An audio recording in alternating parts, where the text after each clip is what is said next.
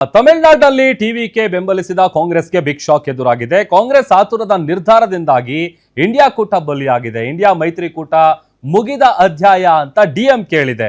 ನೋಡಿ, ಟಿವಿಕೆಗೆ ಬೆಂಬಲ ನೀಡಿದ್ದನ್ನ ಖಂಡಿಸಿ ಡಿಎಂಕೆ ಪಕ್ಷದ ನಿರ್ಣಯವನ್ನ ತೆಗೆದುಕೊಳ್ಳಲಾಗಿದೆ. ಯಾಕಂತಂದ್ರೆ ಫಲಿತಾಂಶ ಪ್ರಕಟ ಆಗ್ತಾ ಇದ್ದಂತೆ ಟಿವಿಕೆ ಪಕ್ಷವನ್ನ ಕಾಂಗ್ರೆಸ್ ಬೆಂಬಲಿಸಿತ್ತು. ಮೇಡಮ್, ಇದಾಗಲೇ ಕೂಡ ನಾವು ಮಾತಾಡ್ತಾ ಇದ್ವಿ, ಕಾಂಗ್ರೆಸ್ ತೆಗೆದುಕೊಂಡಿರುವಂತ ನಿರ್ಧಾರ ಏನಿದೆ ಇದು ನಿರೀಕ್ಷಿತ, ಇದು ಯಾವ ರೀತಿ ವಿಶ್ಲೇಷಿಸ್ತೀರಾ? ಈಗ Vijay is the face of Tamil Nadu ಈಗ. ಸೊ ಹೀಗಾಗಿ ವಿಜಯ್ಗೆ ಕೆಲವು ನಂಬರ್ಸ್ ಕಡಿಮೆ ಇದೆ, ಹೀಗಾಗಿ ನಾನೇ ಪಿಚ್ಚಿನ್ ಆಗಿ ವಿಜಯ್ಗೆ ಸಪೋರ್ಟ್ ಮಾಡ್ತೀನಿ ಅಂದ ತಕ್ಷಣ ತಮಿಳುನಾಡಿನಾದ್ಯಂತ ವಾವ್, ಕಾಂಗ್ರೆಸ್ ಪಾರ್ಟಿ ನೋಡಿ ಎಷ್ಟು ಉದಾರ ಮನೋಭಾವ ಇದೆ, ಹೋಗ್ಬಿಟ್ಟು ಅಲ್ಲಿ ಊರಿಗೆ ಮುಂಚೆನೆ ಸಪೋರ್ಟ್ ಮಾಡಿದ್ದಾರೆ ಅನ್ನುವಂತ ಒಂದು ಅಭಿಪ್ರಾಯ ಮೂಡಿಸುವ ಮೂಲಕ ತಾನು ತುಂಬಾ ಒಳ್ಳೆ ಪಕ್ಷ ಅಂತ ಜನರ ಮುಂದೆ ತನ್ನನ್ನ ತಾನು ಸಾಬೀತು ಮಾಡೋದಕ್ಕೆ ಹೋಗುವಂತಹ ಧಾವಂತದಲ್ಲಿ ಇಷ್ಟು ದಿನ ನಿಮಗೆ ಜೊತೆಯಾಗಿ ಇದ್ದಂತಹ ನಿಮ್ಮ ಕಷ್ಟ ಸುಖ ದುಃಖಗಳಲ್ಲಿ ಪ್ರತಿಯೊಂದರಲ್ಲೂ ಕೂಡ ಯಾರು ಕೈ ಬಿಟ್ಟರು ಕೂಡ ಕೈ ಬಿಡದಂತೆ ಬಲವಾಗಿ ಬಲಿಷ್ಠವಾಗಿ ನಿಮ್ಮ ಜೊತೆ ನಿಂತಿದ್ದು ಡಿಎಂಕೆ. ಕರುಣಾನಿಧಿ ಆಗಿರ್ಬೋದು, ಸ್ಟಾಲಿನ್ ಆಗಿರ್ಬೋದು, ಯಾರೇ ಆಗಿರ್ಬೋದು, ನಿಮ್ಮ ಜೊತೆ ಅದು ಸದನದಲ್ಲಾಗಿರ್ಬೋದು, ಸದನದ ಹೊರಗಡೆ ಆಗಿರ್ಬೋದು, ಎಂಥ ಪರಿಸ್ಥಿತಿಯಲ್ಲೂ ಕೂಡ ತರಲೆ ಮಾಡದೆ, ಯಾವುದೇ ರೀತಿಯಾದಂತಹ ಖ್ಯಾತೆ ಮಾಡದೆ ರಾಹುಲ್ ಗಾಂಧಿ ಅವ್ರನ್ನ ಅತಿ ಹೆಚ್ಚು ಮೆರೆಸಿದ್ದು ಡಿಎಂಕೆ. ನೀವು ತಮಿಳುನಾಡಲ್ಲಿ ಮೋದಿ ಅವ್ರಿಗಿಂತ Rahul Gandhi popular, because DMK Rahul Gandhi ಅವ್ರನ್ನ ಹಾಕಿ ಪ್ರಾಜೆಕ್ಟ್ ಮಾಡ್ತು. ಬಿಕಾಸ್ ಇಡೀ ಮಮತಾ ಬ್ಯಾನರ್ಜಿ, ಅರವಿಂದ್ ಕೇಜ್ರಿವಾಲ್ ಸೇರಿದಂತೆ ಅಖಿಲೇಶ್ ಯಾದವ್ ಅವರು ಇವರು ಯಾರ್ಯಾರಿದ್ದಾರೆ ಎಲ್ಲರೂ ಕೂಡ ಆಗಾಗ್ಗೆ ಕಾಂಗ್ರೆಸ್ ಪಾರ್ಟಿಗೆ ಖ್ಯಾತೆ ಕೊಡ್ತಾನೆ ಬಂದ್ರು, ಅಲ್ಲಲ್ಲಿ ತಿವಿತಾನೆ ಬಂದ್ರು. ನಾನು ಪ್ರೈಮ್ ಮಿನಿಸ್ಟರ್ ಕ್ಯಾಂಡಿಡೇಟ್ ಅನ್ನೋ ತರದಲ್ಲಿ ಮಮತಾ ಬ್ಯಾನರ್ಜಿ ಅವರು ಒಂದ್ ಕಾಲದಲ್ಲಿ ಕೇಜ್ರಿವಾಲ್ ಅವರು ಈ ತರ ಅವಾಗ ಅವ್ರಿಗೆ ಸಂಕಷ್ಟ ಒಂದಿಷ್ಟು ಒತ್ತಡವನ್ನ ಹಾಕಿದ್ದಾರೆ. ಬಟ್ ಎಂದೂ ಒತ್ತಡ ಹಾಕದೆ ರಾಹುಲ್ ಗಾಂಧಿ ಅವರಿಗೆ ಸಂಪೂರ್ಣವಾಗಿ ಬಲ ತುಂಬಿದ್ದು ಡಿಎಂಕೆ.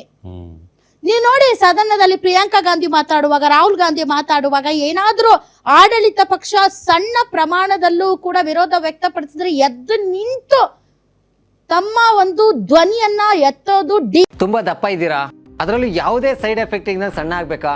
ಎಷ್ಟೋ ಜನ ಹೇಳ್ತಾ ಇದ್ರಿ, ಸರ್ ನಾನು ಜಿಮ್ಗೆ ಹೋಗ್ತಾ ಇದ್ದೀನಿ ಆದ್ರೂ ಸಣ್ಣ ಆಗ್ತಾ ಇಲ್ಲ ಸರ್, ವರ್ಕೌಟ್ ಮಾಡ್ತಾ ಇದ್ದೀನಿ ಆದ್ರೂ ಸಣ್ಣ ಆಗ್ತಾ ಇಲ್ಲ ಅಂತ ಹೇಳ್ತಾ ಇದ್ರಲ್ಲ. 100% ಯಾವ ಜಿಮ್ಗೂ ಹೋಗ್ದಂಗೆ ವರ್ಕೌಟು ಮಾಡ್ದಂಗೆ ನೀವು ಸಣ್ಣ ಆಗ್ಬೋದು. ಪ್ರತಿದಿನ ಬೆಳಿಗ್ಗೆ ಸಂಜೆ 2 ಟೈಮ್ ನಮ್ಮ ಜೀನಿ ಸ್ಲಿಮ್ ನ ಯೂಸ್ ಮಾಡಿ ಯಾವುದೇ ಸೈಡ್ ಎಫೆಕ್ಟ್ ಇಲ್ದಂಗೆ ನೀವು ಸಣ್ಣ ಆಗ್ತೀರಾ. ಯಾಕೆಂದ್ರೆ ಜೀನಿ ಸ್ಲಿಮ್ ಒಂದು ಉತ್ತಮ ಆಹಾರ. ಡಿಎಂಕೆ ಪಕ್ಷ ಮತ್ತು ಡಿಎಂಕೆಯ ಸದಸ್ಯರುಗಳು, ಸೊ ಅಂತಹ ಡಿಎಂಕೆ ಜೊತೆ ನೀವು ಪ್ರೀಪೋಲ್ ಅಲಯನ್ಸ್ ಮಾಡ್ಕೊಂಡಿರೋದು, ಇದು ಚುನಾವಣಾ ಪೂರ್ವ ಅಲಯನ್ಸ್. ಡೂ ಆರ್ ಡೈ, ನೀವು ಅವ್ರ ಜೊತೆಗೆ ಇರಬೇಕು. ನಿಮ್ಗೆ ಒಳ್ಳೆ ಫಲಿತಾಂಶ ಬಂದ ನಂತರ ಬಂದ್ರೆ ಅವ್ರ ಜೊತೆ ಇರ್ತೀವಿ, ನಿಮ್ ಕೆಟ್ಟ ಫಲಿತಾಂಶ ಬಂದ ನಂತರ ಗೆದ್ದೆತ್ತಿನ ಬಾಲ ಹಿಡ್ಕೊಂಡು ಹೋಗ್ತೀವಿ ಅಂತ ಆ ಒಂದು ದೈನಿಕ ಪರಿಸ್ಥಿತಿಗೆ ಒಂದು ರಾಷ್ಟ್ರೀಯ ಪಕ್ಷ ಬಂದಿರೋ ವಕ್ತಾರರು ಇವತ್ತು ಹೇಳ್ತಾರೆ, ಇಲ್ಲ ಗೆದ್ದಿರೋ 5 ಜನ ಹೋಗ್ಬೇಕು ಅಂತ ಇದ್ರು ಮರ್ಯಾದೆ ಹೋಗುತ್ತೆ ಅಂತ ನಾವೇ ಹೇಳ್ಬಿಟ್ವಿ ಅಂತ. ಸೊ ಸಮುದ್ರದಂತ ಪಕ್ಷ, 150 ವರ್ಷಗಳ ಇತಿಹಾಸ ಇರುವಂತಹ ಕಾಂಗ್ರೆಸ್ ಪಕ್ಷ ಒಂದು 5 ಜನನ ಹಿಡಿದಿಟ್ಕೊಳಕ್ ಆಗಿಲ್ಲ. ಹಾಗಾಗಿ ತನ್ನ ಜೊತೆ ಇದ್ದಂತಹ ಒಂದು ಸ್ಟ್ರಾಂಗ್ ಅಲಯನ್ಸ್ ನ ಸಂಬಂಧವನ್ನ ಕಡಿದುಕೊಂಡು ಹೇಳದೆ ಕೇಳದೆ ಏನೂ ಮಾಡದೆ ಮುಂದೆ ಒಂದು ಹೆಜ್ಜೆ ಇಡ್ತಾರೆ ಅಂತ ಅಂದರೆ ನಿಮ್ಮ ರಾಷ್ಟ್ರೀಯ ಪಕ್ಷ ಅಂತಾರ ಯಾರಾದ್ರೂ? ಪ್ರಾದೇಶಿಕ ಪಕ್ಷಗಳ ಬಾಲ ಇಟ್ಕೊಂಡು ಜೋತಾಡ್ತಾ ಇರುವಂತ ನಿಮ್ದೊಂದು ರಾಷ್ಟ್ರೀಯ ಪಕ್ಷನ ನಿಮ್ದು?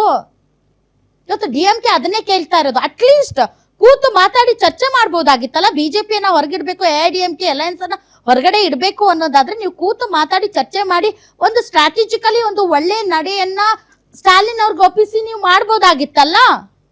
ಅದನ್ನ ಬಿಟ್ಟು ಯಾರ ಜೊತೆ ಮಾತಾಡಿಲ್ಲ, ಏನು ಮಾತಾಡಿಲ್ಲ, ಗೆದ್ದೆತ್ತಿನ ಬಾಲ ಹಿಡ್ಕೊಂಡು ಹೋಗ್ತೀವಿ ಅಂದ್ರೆ ನಾಳೆ ರಾಹುಲ್ ಗಾಂಧಿ ಅವರು 2029ಕ್ಕೆ ನಾನು ಪ್ರಧಾನಮಂತ್ರಿ ಆಗ್ಬೇಕು ಅಂತ ಹೇಳ್ತಾ ಇದ್ದಾರಲ್ಲ, ನಾಳೆ ನಿಮ್ಮನ್ನ ನಂಬಿ ನಿಮ್ ಜೊತೆ ಯಾರು ಬರ್ತಾರೆ? ಈಗ ಡಿಎಂಕೆ ಅಂತ ಪಕ್ಷ ಯಾವತ್ತೂ ನಿಮ್ಗೆ ತೊಂದರೆ ಕೊಡದೇ ಇರುವಂತ ಪಕ್ಷವನ್ನೇ ನೀವು ಬೆನ್ನಿಗೆ ಚೂರಿ ಹಾಕಿ ನೀವು ವಿಜಯ್ಗೆ ಸಪೋರ್ಟ್ ಮಾಡಿರೋದು ಎಷ್ಟರ ಮಟ್ಟಿಗೆ ಸರಿ ತಪ್ಪು, ಮಾಡದೇ ಇದ್ರೆ ಏನು ಮಾಡಿದ್ರೆ ಏನು ಅನ್ನೋದ್ರ ವ್ಯಾಖ್ಯಾನಕ್ಕೆ ನಾನು ಹೋಗ್ತಾ ಇಲ್ಲ. ಓನ್ಲಿ ಡಿಎಂಕೆ ಒಂದು ದೃಷ್ಟಿಯಿಂದ ನಾನು ನೋಡ್ತಾ ಇರೋದು. ಅಂಡ್ ಇಂಡಿಯಾ ಅಲಯನ್ಸ್ ಅಂಡ್ 2029ಕ್ಕೆ ರಾಹುಲ್ ಗಾಂಧಿ ಅವರ ಲೋಕಸಭೆ ಚುನಾವಣೆಯ ಹಿತದೃಷ್ಟಿಯಿಂದ ನಿಮ್ಮನ್ನ ಯಾವ ಪಾರ್ಟಿಗಳು ನಂಬಲ್ಲ. ಈಗ ಎಲ್ಲವೂ ಕೂಡ ಈಗ ಪೊಲಿಟಿಕಲ್ ಡೆಫಿನೇಷನ್ ಬರಿತಾ ಇದ್ದಾರೆ ಅವರ ಪಕ್ಷದ್ದು. ಅಖಿಲೇಶ್ ಯಾದವ್ ಒಂದ್ ಕಡೆ ಯೋಚನೆ ಮಾಡ್ತಾ ಇದ್ದಾರೆ, ಮಮತಾ ಬ್ಯಾನರ್ಜಿ ಸೋತ್ ಮೇಲೆ ನಾನು ಇಂಡಿಯಾ ಬಲಪಡಿಸ್ತೀನಿ ಅಂತ ಹೇಳ್ತಾ ಇದ್ದಾರೆ. So Rahul Gandhi and his team ಈ ತರದ ಆತರದ ಯಾವುದೇ ರೀತಿಯಂತಹ ಪೂರ್ವ ಸಿದ್ಧತೆ ಇಲ್ಲದ ಮತ್ತು ಮುಂದೆ ಆಲೋಚನೆ ಇಲ್ಲದ ನಿರ್ಧಾರಗಳಂತ ಆಡ್ರೆ ನಿಮ್ಮನ್ನ ಯಾರು ನಂಬ್ತಾರೆ? ಇದು ಕಾಂಗ್ರೆಸ್ ಪಾರ್ಟಿಯ ಅಧಪ್ಪತನವೋ ಅಥವಾ ವಿಭಿನ್ನ ರೀತಿಯಾದಂತಹ ಬದಲಾವಣೆಯ ಪರ್ವವೋ ನನಗೆ ಗೊತ್ತಿಲ್ಲ, ಕಾಲವೇ ಅದಕ್ಕೆ ಉತ್ತರ ಕೊಡಬೇಕು. ಬಟ್ ಒಂದಂತೂ ಸತ್ಯ, ನೀವು ನಂಬಿಕೆಗೆ ಅರ್ಹವಲ್ಲದ ಪಾರ್ಟಿ ಅಂತ ಈಗಾಗಲೇ ಸಾಬೀತಾಗೋಗಿದೆ. ಅಷ್ಟು ಮಾತ್ರ ಹೇಳಬಲ್ಲೆ ಈ ವಿಚಾರದಲ್ಲಿ. ಮುಂದಕ್ಕೆ